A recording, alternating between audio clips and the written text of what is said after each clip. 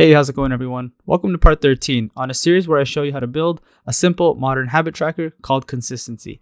So basically, we're trying to build out CRUD functionality for our goals here. That is create, read, update, and delete. So far, we have the ability to read the goals from the backend that are associated with a particular user and display them on the front end like so. Currently, our user doesn't have any goals, but that's okay. The next step is to be able to add goals using this button here.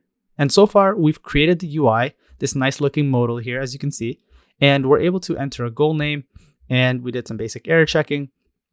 Now, the next step is to basically handle the Redux logic for managing the state of creating a new goal. So once we submit some actual data here, the idea is in our handle submit function in the add goal button file, we dispatch a create goal action to the Redux store that's going to eventually call our API. So let's start with that. Make sure you have the goal slice.js file, and let's create our asynchronous thunk for creating goals. I'm just going to copy the one for get goals down and change the name to create. And now let's edit some stuff in here. So let's change this to create. And we're going to change this parameter from user info to payload because we're going to be taking in more information than just the user info. So this is more general. And we're going to be deconstructing from the payload. We obviously still want the token because we need to authenticate the user on the backend. So that's going to be very useful. And we're also going to be getting goal name so that we know what to name the goal in the database. Now we have this API request here for a get request to the /goals URL.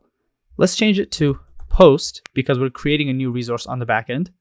And we're going to send it to this /create URL. Now we have a config object here that contains our authorization stuff, so we can keep that. But let's add one other object, which is the data object, as you can see here. And this is simply going to contain the goal name. All right, so basically any data that you want to send along with a post request is going to go in this parameter of the post function. So now let's say the post request is successful and we've created a new goal in the backend. What do we do now? Basically, we want to refetch the goals from the front end so that the most up-to-date information can be displayed to the user.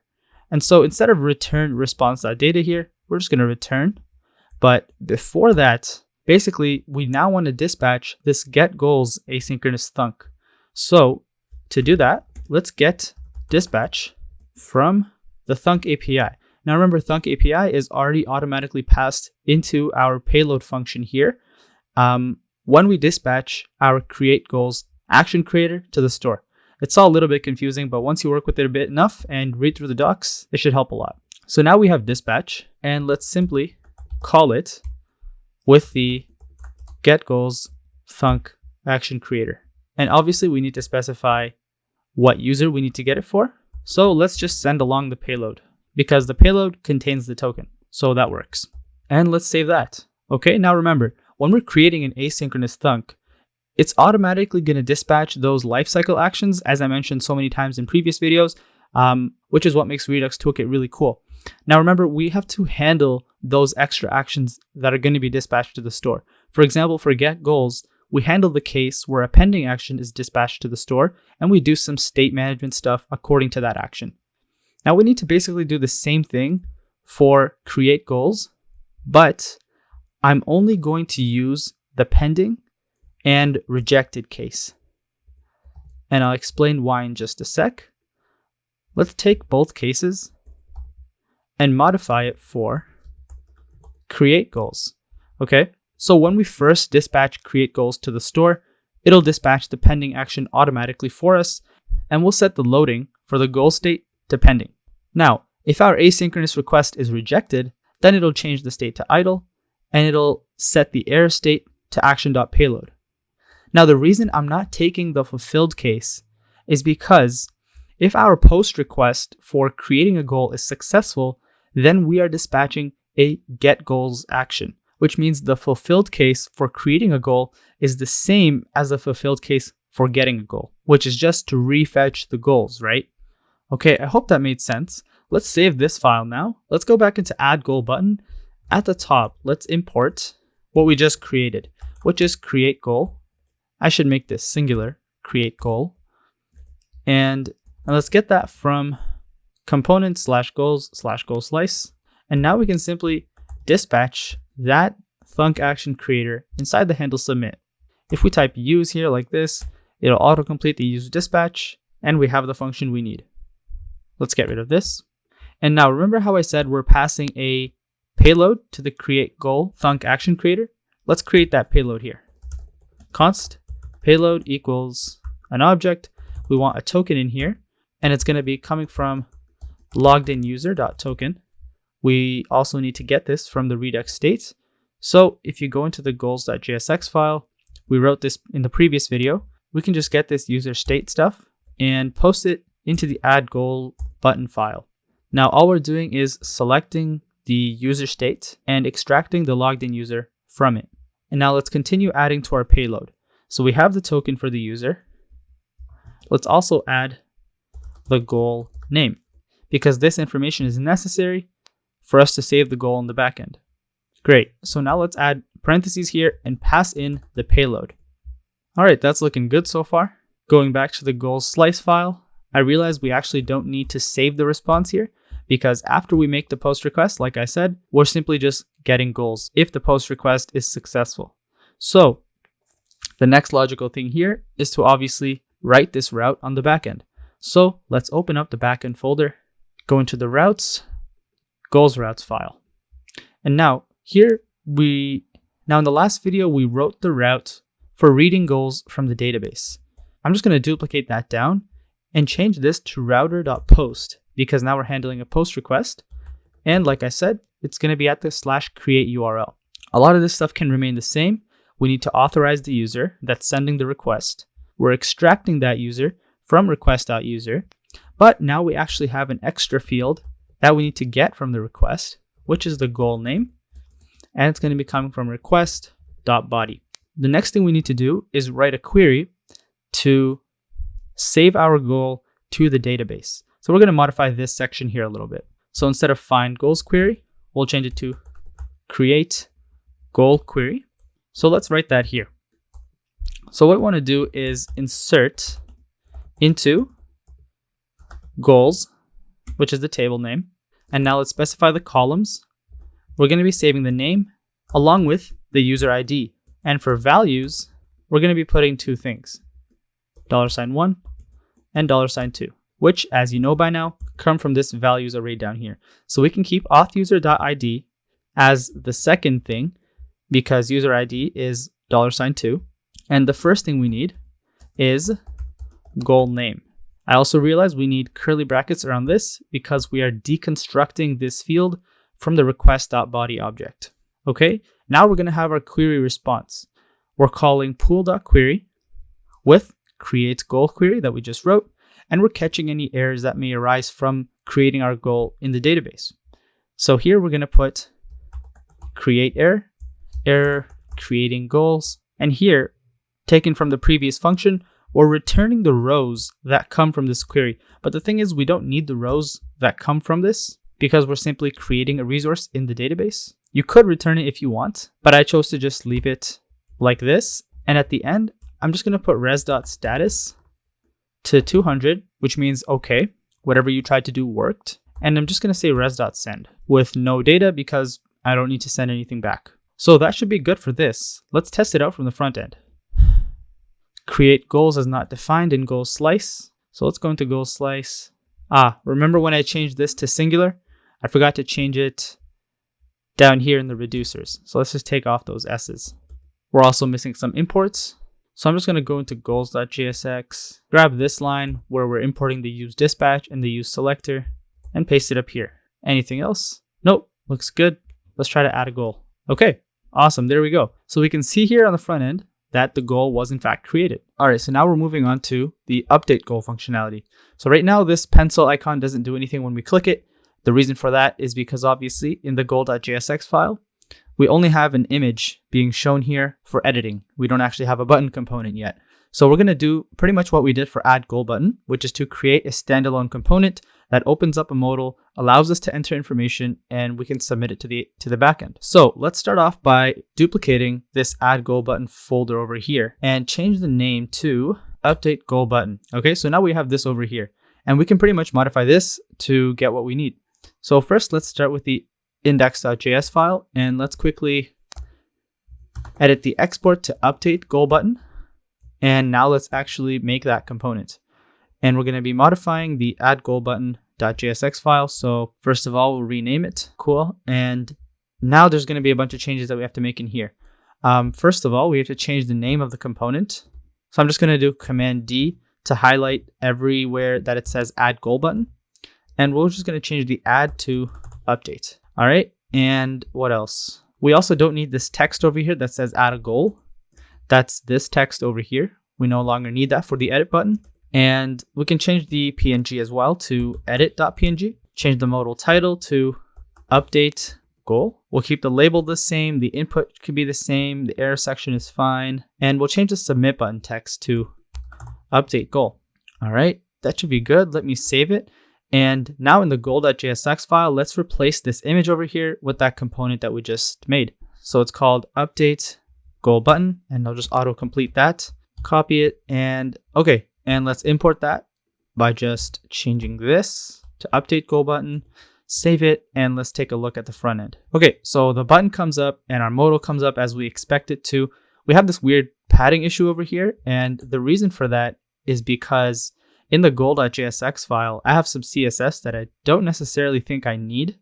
So in the action styled component, which is what holds the edit button and the delete button, I set margin 0 for last child, but I don't think I need that. So let's take that out. And okay, that's looking a lot better. So like I said, when we're making any of these CRUD functionalities, we have to do the component, we have to edit the Redux state, and we have to add a backend API for it. So we're not done yet. We still have to do Redux and the backend for this update functionality. So let's see what's happening here. In the submit button, we're giving it the goal name that we want to change it to, but we also need to give it one more thing, which is goal ID. We need this goal ID so that the backend can retrieve the goal that belongs to this ID and change the name of that specific goal. Okay, so it's not enough to just give the goal name itself. Now, where do we get this goal ID from? Well, we can get it passed into the update goal button as a parameter. So we're going to put that here, goal ID. And now in the goals.jsx, let's pass that. So goal ID equals goal.id.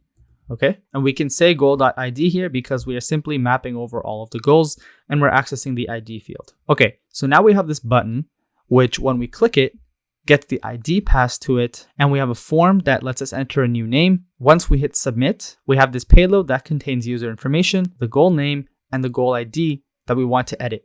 And we're passing that to the create goal thunk action creator. Now, one thing you could do is create a separate thunk action creator called update goal, for example.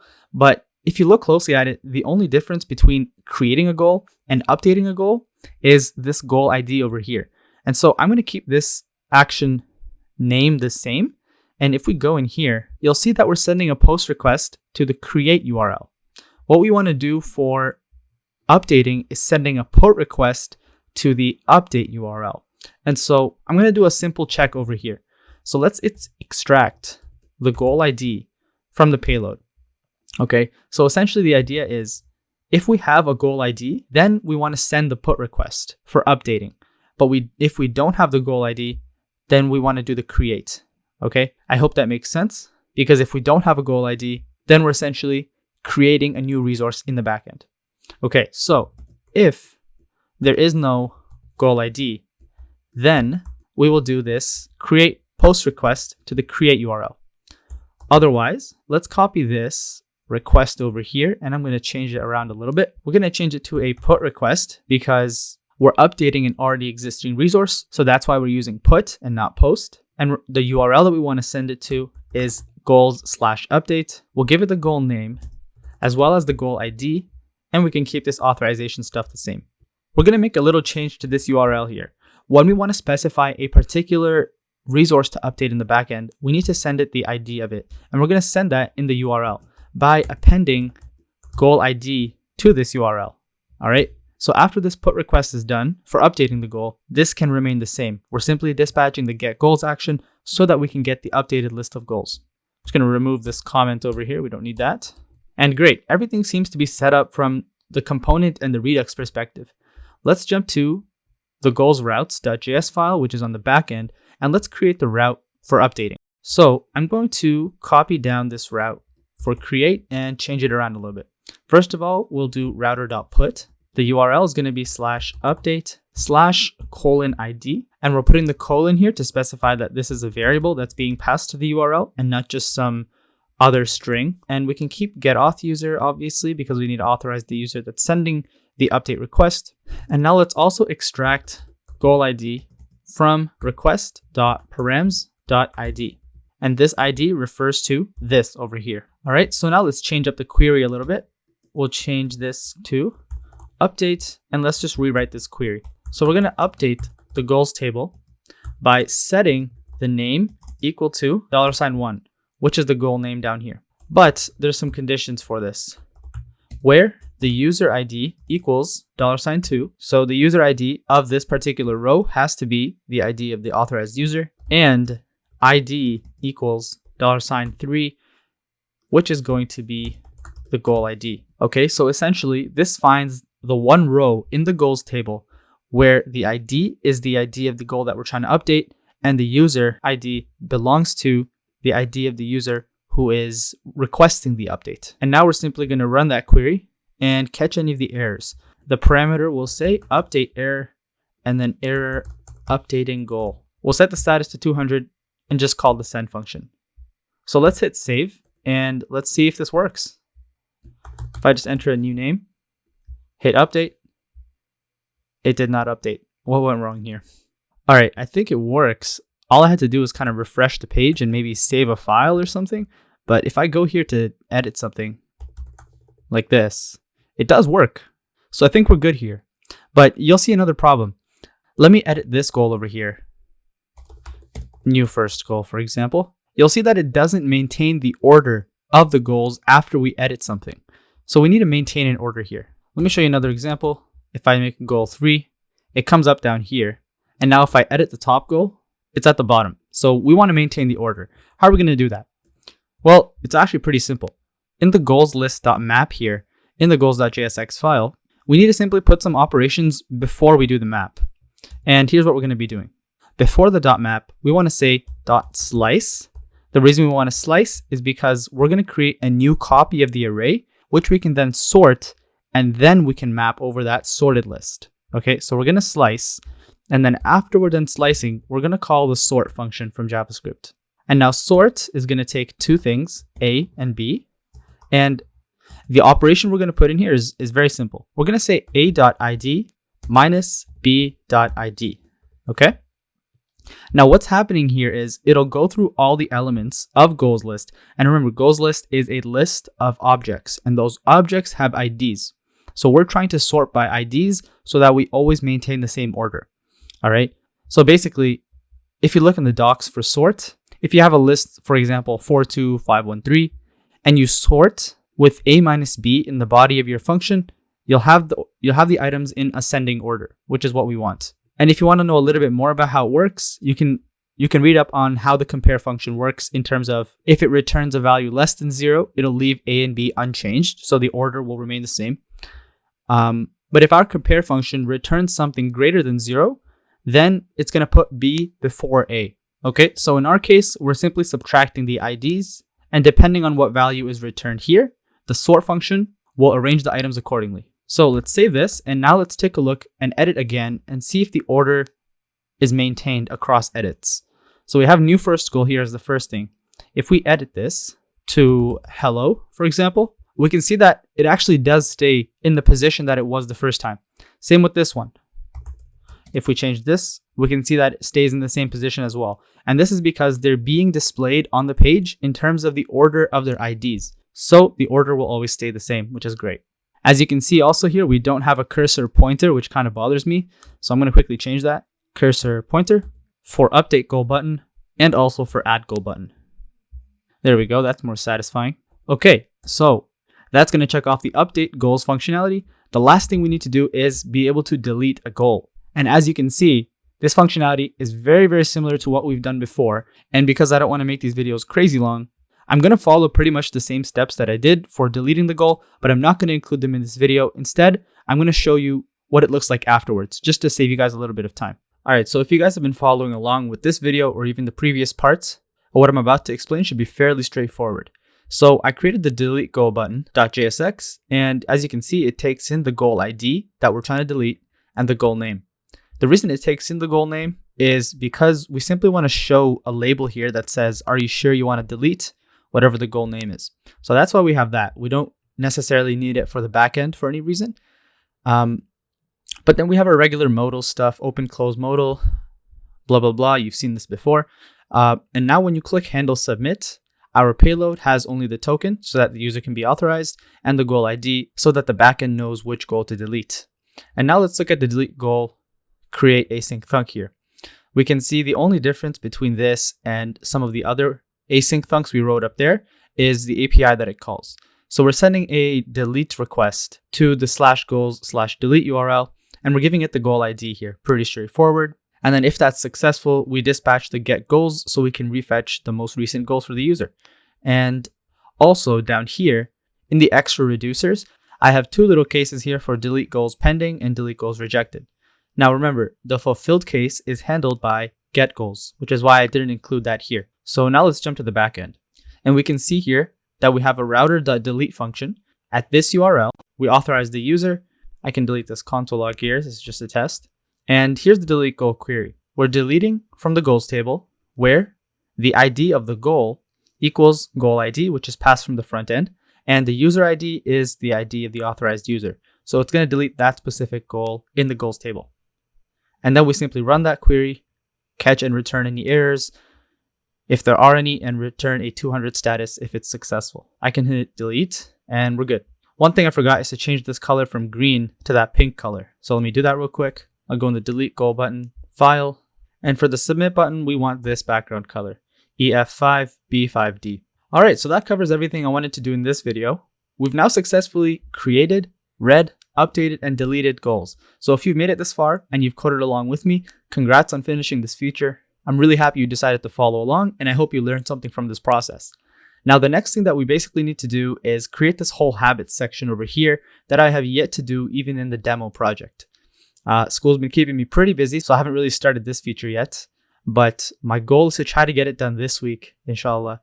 And then if I can finish building it out, I'll make the video about how to do it. Otherwise, I might come out with a video on some other topic this week if I'm not able to fully finish this feature, but we'll see how far I get. Anyways, thanks so much for watching, guys. I'll see you next week. Bye.